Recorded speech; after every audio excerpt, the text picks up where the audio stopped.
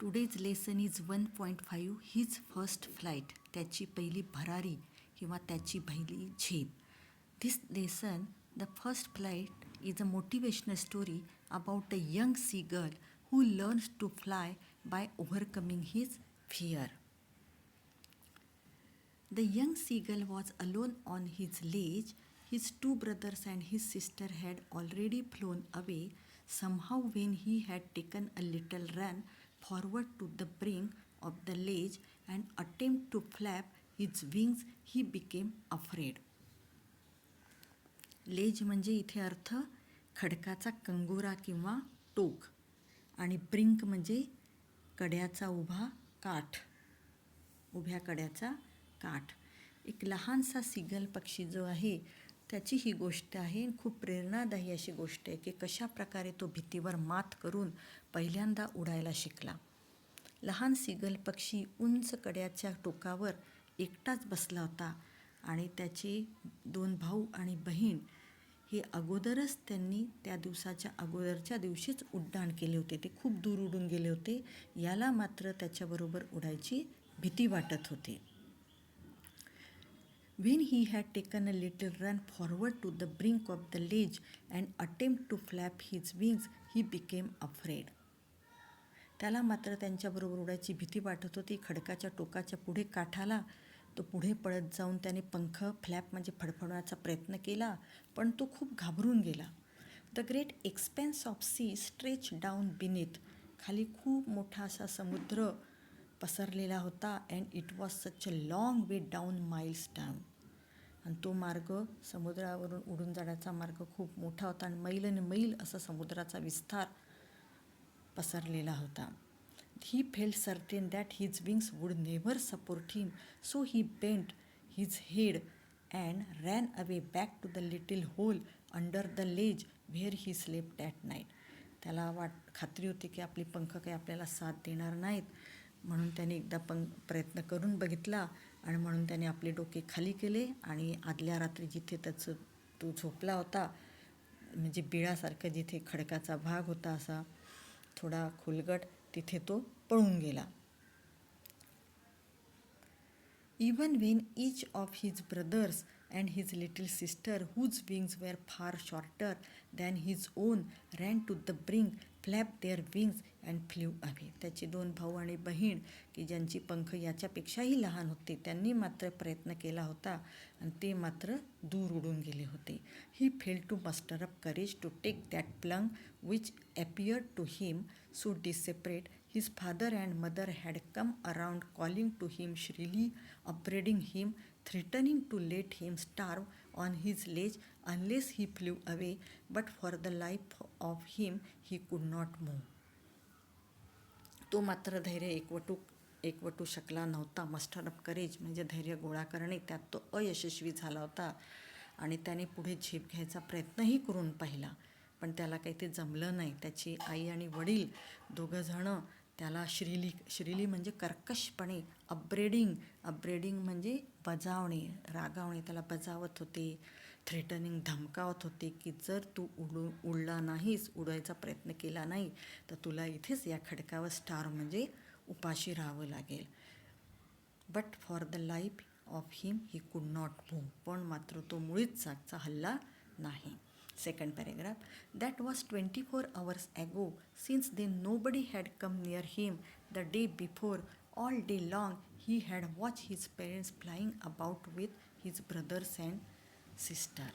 ही 24 तासाच्या अगोदरची ही घटना होती आणि त्यानंतर त्याच्याजवळ कोणीच आले नव्हते. आदल्या दिवशी दिवसभर तो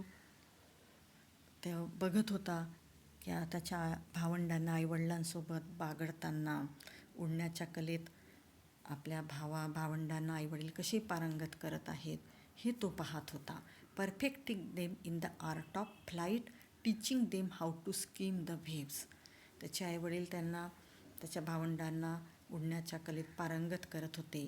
परत स्कीम म्हणजे पृष्ठभागाला अलगद स्पर्श करून जाणे आणि कशा प्रकारे वेव्ज, लाटांच्या पृष्ठभागाला अलगद स्पर्श करून जायचं, त्याच्यावरून पोहायचं, हे ते त्याला शिकवत होते. He had in fact seen his older brother catch the fish herring and devour it standing on a rock. खरं म्हणजे त्याने बघितलं होतं की त्याचा जो भाऊ होता, मोठा भाऊ, त्याला त्याने हेरिंग म्हणजे एक प्रकारचा मासा आणि डिव्हावर म्हणजे पटकन खाऊन टाकणे. आपल्या भावाला त्याने हेरिंग नावाचा जो मासा होता तो पकडताना आणि डिव्हावर म्हणजे मटकन आधाशीपणे खाताना खडकाच्या याच्यावर उभं राहून त्याने पाहिलं होतं. While his parents circle around raising a proud cackle. Cackle म्हणजे कलकल आवाज. आणि त्याच वेळेस त्याचे आईवडील त्याच्याभोवती तो हे पकडून मासा पकडून खात असताना गोलाकार फिरत होते आणि कलकल आवाजात जणू काही त्याला शाबासकी देत होते, त्याबद्दल प्राऊड फील करत होते. And all the morning the whole family had walk about on the big plateau midway down the opposite cliff taunting him for the cowardice. Cowardice म्हणजे भित्रेपणा. आणि संपूर्ण सकाळभर त्यांनी पाहिलं की त्याची सगळी कुटुंब समोरच्या उंच कड्याच्या मध्यावर असलेल्या मोठ्या प्लॅटू म्हणजे पठारावर फिरत होते, उडत होते आणि याचे मात्र त्याच्या कॉवर्डाईजबद्दल त्याला काय करत होते, टॉन्टिंग करत होते, त्याची थट्टा करत होते. The sun was now ascending the sky, blazing on his ledge that faced the south. He felt the heat because he had not eaten since the previous nightfall. सूर्य आता वरती जसजसा वर येऊ लागला तसतसं साऊथच्या दिशेने त्याचा जो कडा होता तिथे तो प्रकाशाने उजळून निघाला आणि त्याला आता हीट जाणवायला लागली, कारण अगोदरच्या रात्रीपासून त्याने काहीही खाल्लं नव्हतं. प्रिव्हियस नाईटफॉलपासून त्याने काहीही खाल्लं नव्हतं.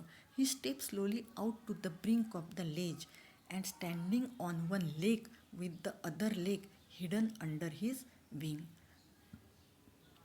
आता तो खडकाच्या हळूच टोकाशी आला आणि एका पायावर तो उभा राहिला. नंतर दुसरा पाय त्याने आपल्या पंखाखाली हिडन म्हणजे लपवला. He close one eye then the other and pretended to be falling asleep. त्याने एक डोळा बंद केला, नंतर अनदर दुसरा डोळा बंद केला आणि प्रिटेंड म्हणजे असं भासवलं की तो गाढ झोपी गेला आहे. Still they did not notice him. तरी पण त्यांनी मात्र त्याच्याकडे मुळीच लक्ष दिले नाही. He saw his two brothers and his sister lying on the plateau dozing with their heads sunk into their necks. त्याने पाहिलं तर त्याची दोन्ही भाऊ आणि बहीण आपली डोकी हेड खाली मानेत घालून काय करत होते, डुलक्या घेत होते. His father was preening the feathers on his white back. Preening म्हणजे धारधार करणे. आणि त्याने पाहिलं तर त्याचे वडील जे होते ते आपल्या पाठीवरची शुभ्र अशी पिसे नीट स्वच्छ करत होते. प्रिनिंग म्हणजे स्वच्छ करणे. व्हाईट बॅक म्हणजे आपल्या पांढऱ्या शुभ्र पाठीवरची फेदर्स पिसे स्वच्छ करत होते. Only his mother was looking at him. She was standing on a little high hump on the plateau. Hump म्हणजे खडकाचा वर आलेला भाग, मातीचा वर आलेला उंचवटा. फक्त त्याची आईचं मात्र त्याच्याकडे लक्ष होतं आणि ते एका लहानशा उंच वट्यावर पठाराच्या उभी होती. हर व्हाईट ब्रेस्ट थर्स्ट फॉरवर्ड. आणि तिची पांढरी छाती अशी पुढे करून ती उभी होती. Now and again she tore at a piece of fish that lay at her feet and then scrape each side of her beak on the rock. आणि तिने काय केलेलं, आणि आपल्या पायाजवळ जो माशाचा तुकडा पडला होता तो माशाचा तुकडा ती काय करायची, ती फाडत होती, म्हणजे त्याचे तुकडे करत होती. आणि मग तुकडे करून सर्व बाजूंनी आपली चोच ती सगळ्या बाजूंनी खडकावर काय करायची, स्क्रेप म्हणजे घासत होती. म्हणजे ते पक्षी काय करतात, आपली चोच खडकावर घासून ती धारधार बनवतात. The sight of the food maddened him. त्याने बघितलं की आईच्या जवळ मासा आहे, त्या मासाचं ती फाडते आहे, तुकडे करते आहे. तर त्या दृश्याने अन्न बघितल्यावर तो मॅडन म्हणजे वेडापिसा झाला. How he love to tear food that way. अशा प्रकारे अन्न फाडून खाणं त्याला फार आवडायचं. Scraping his beak now and again to whet it. Whet म्हणजे धारदार बनवणे. अशा प्रकारे तो मासा फाडायचा, खायचा आणि चोच जी होती ती घासून तासून धारदार बनवायचं त्याला खूप आवडायचं. Ga ga ga he cried begging her to bring him some food. त्याने गा गा गा अशा आवाजामध्ये आईला विनवणी केली, बेग म्हणजे विनवणी केली की मला सम फूड दे, म्हणून मला थोडा मासा दे. गॉकुल ए शी स्क्रीम बॅक डिरिसिवली. डिरिसिवली म्हणजे तिने त्याला थट्टेने, इन अ रॅडिकल मॅनर, थट्टेने तिने त्याला पण ती गाकुल आ अशा आवाजात तिने त्याला उत्तर दिलं. But he kept calling plaintively, पण प्लेंटिवली म्हणजे विनवणी करत, रडवेले होऊन तो मात्र आईला बोलवतच राहिला. And after a minute or so he utter a joyful scream. नंतरच्या मिनटाला तो जोराने आनंदाने ओरडला. His mother had pick up a piece of the fish and was lying across to him with it. का ओरडला तो आनंदाने? त्याने बघितलं की आपली आई जी आहे ती आईने माशाचा तुकडा आपल्या चोचीत घेतला आणि ती आपल्याकडे यायला निघाली आहे, म्हणून तो आनंदाने ओरडला. ही लीन आउट इगरली, आतुरतेने, इगरली म्हणजे आतुरतेने, तो लीन म्हणजे खाली वाकला. Tapping the rock with his feet, trying to get nearer to her as she flew across. जशी आई उडत पुढे आली तसा आईच्या अधिक जवळ जायचा त्याने प्रयत्न केला. But when she was just opposite to him she halted. But जशी ती त्याच्या अगदी समोर जवळ आली तशी ती एकदम हाल्ट म्हणजे थांबली. हर विंग्स मोशनलेस, तिने आपले पंख फडफडवणं एकदम थांबवलं, म्हणजे उडायचं तिने थांबवलं. The piece of fish in her beak almost within reach of his beak. He waited a moment in surprise, wondering why शी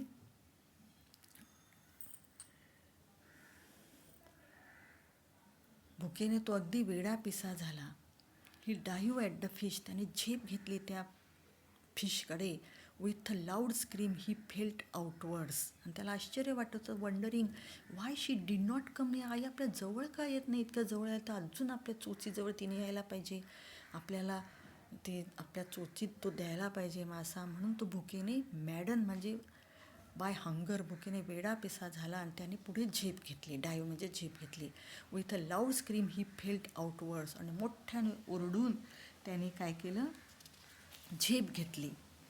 मोठ्याने आवाज करत तो बाहेरच्या दिशेने खाली झेपावला. He could hear nothing but it only lasted a minute.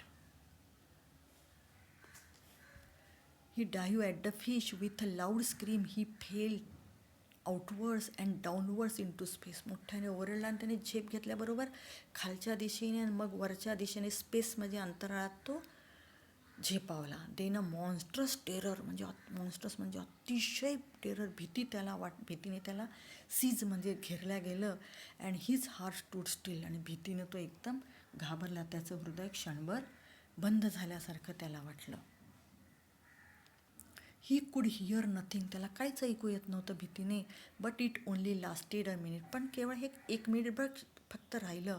The next moment he felt his wings spread outwards, पण दुसऱ्या क्षणाला त्याने त्याचे पंख पसरवले.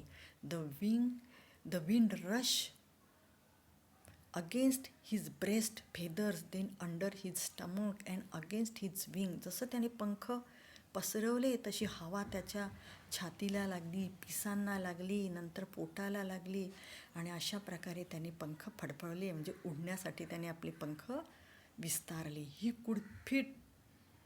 कुड feel the tips of his wings cutting through the air. त्याला जाणवलं की अरे आपले पंखांची जी टोकं आहेत त्या पंखांच्या टोकांना हवा ही काय करते आहे, जणू काही कापायचा प्रयत्न करते, म्हणजे हवा त्यांच्या पंखांमधून जायला लागली. जसं तो उडायला लागला, उडण्यासाठी त्यांनी पंख जसे फडफवले तशा प्रकारे. He was not falling headlong now, he was soaring gradually downwards and upwards. त्याला भीती वाटली एक क्षणभर, पण आता मात्र मुळीच तो खाली पडत नव्हता. तर तो सोअरिंग म्हणजे उडायला लागला होता. ग्रॅज्युअली म्हणजे हळूहळू, डाऊनवर्ड्स खाली, आणि नंतर आउटवर्ड्सवर म्हणजे खाली झेपावला, मग परत वरच्या दिशेने तो उडायला लागला.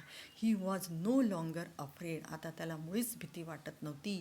ही just felt a bit dizzy, म्हणजे डिझी म्हणजे भोवळ येणे, चक्कर येणे. आणि बिट म्हणजे किंचित त्याला भोळ आल्यासारखे वाटले. बिकॉज दे कारण त्याने काहीच खाल्लं नव्हतं. Then he flap his wings once, पुन्हा एकदा त्याने पंखापै फ्लॅप म्हणजे फडफडवले. And he soar upward, soar म्हणजे उड्डाण केले अपवर्ड्स, वरच्या दिशेने. Ga ga ga, go go, गॉ कोल ए. His mother swoop past him, आवाज करत आई पण त्याच्या बाजूने एकदम, आईने पण सूप म्हणजे सूर मारला त्याच्या जवळून. Her wings making a loud noise, आईच्या पंखाने एकदम जोरात आवाज केला. He answer her with another scream, दुसऱ्या आवाजात ओरडून त्याने पण आईला उत्तर दिले. देन हिज फादर, नंतर त्याचे वडीलसुद्धा त्याच्या दिशेने झेपावले. Then he completely forgot that he had not always been able to fly, and commanded himself to dive and soar and curve, shrieking shrilly. आता तो पूर्णपणे विसरून गेला की अरे मी उडण्यासाठी घाबरत होतो. आता त्याने उडण्यावर कमांड म्हणजे प्रभुत्व मिळवलं होतं. आणि डाईव्ह, तो उडत होता, सूर मारत होता, सोअर उड्डाण करत होता, कर वळत होता, श्रीकिंग श्रीली जोराने ओरडत होता. श्रीकिंग म्हणजे आरोळी मारत होता. He was near the sea now, आता तो समुद्राजवळ होता. फ्लाईंग स्ट्रेट ओव्हर इट, अगदी समुद्राच्या वर. Facing straight out over the ocean, ocean म्हणजे महासागराच्या अगदी वरती, वरून तो उड्डाण करत होता. He saw a vast green sea beneath him, त्याने पाहिलं तर व्हास्ट म्हणजे अफाट असा ग्रीन समुद्र खाली पसरलेला होता. With little ridges moving over it, आणि रिजेस म्हणजे पर्वतांच्या रांगा, लहान लहान अशा पर्वतांच्या डोंगरांच्या रांगा त्याला अशा जात असताना, उडत असताना, अशा पास होत असताना त्याला दिसल्या. ही टर्न हिज बिग साईडवेज, त्याने आपली चोच, बिग म्हणजे चोच बाजूला वळवली. अँड कॉ ॲम्युजली, आणि गमतीने आनंदाने तो, ॲम्युज म्हणजे कॉ म्हणजे असा ओरडला. His parents and his brothers and sister had landed on this green flooring ahead of him. Green flooring म्हणजे त्या हिरव्या समुद्राला म्हटलेलं आहे. त्याचे आईवडील आणि त्याचे भाऊ आणि बहिणी हे त्या हिरव्या समुद्रावर त्याच्यासमोर उतरले.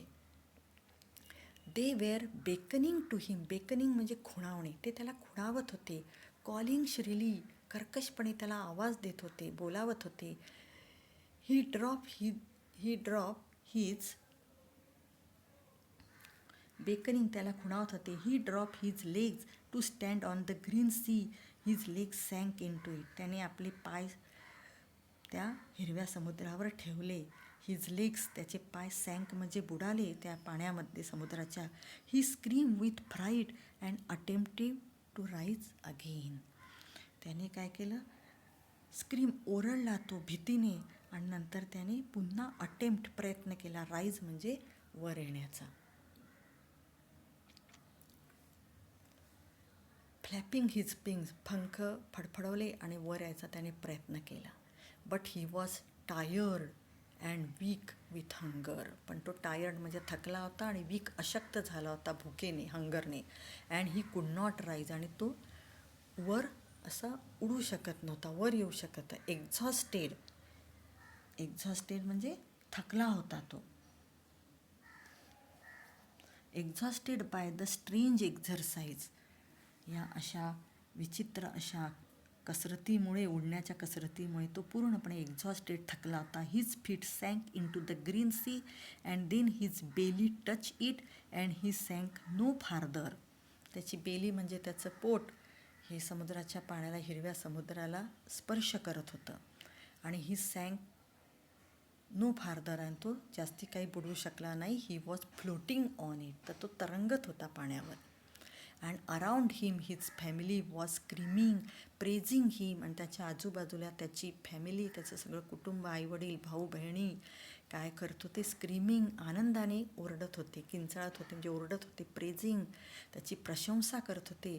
And their beaks were offering him scrap of dogfish, dogfish म्हणजे एक प्रकारचा मासा, आणि डॉगफिशचा तुकडा, डॉगफिश ते त्याला ऑफर करत होते. त्याने अशा प्रकारे पहिली फर्स्ट फ्लाईट केल्याबद्दल ते त्याची स्तुती करत होते आणि त्याला ते बक्षीस म्हणून डॉगफिश ऑफर करत होते. He had made his first flight. अशा प्रकारे त्याने त्याचं पहिलं उड्डाण जे आहे ते पहिलं उड्डाण त्याने केलं होतं. Student, this lesson teaches us that we overcome fear and achieve a lot in life. मित्रांनो, हा पाठ आपल्याला असं शिकवतो की आपण आपल्या भीतीवर जर मात केली तर आपण आयुष्यामध्ये खूप काही गोष्टी प्राप्त करू शकतो.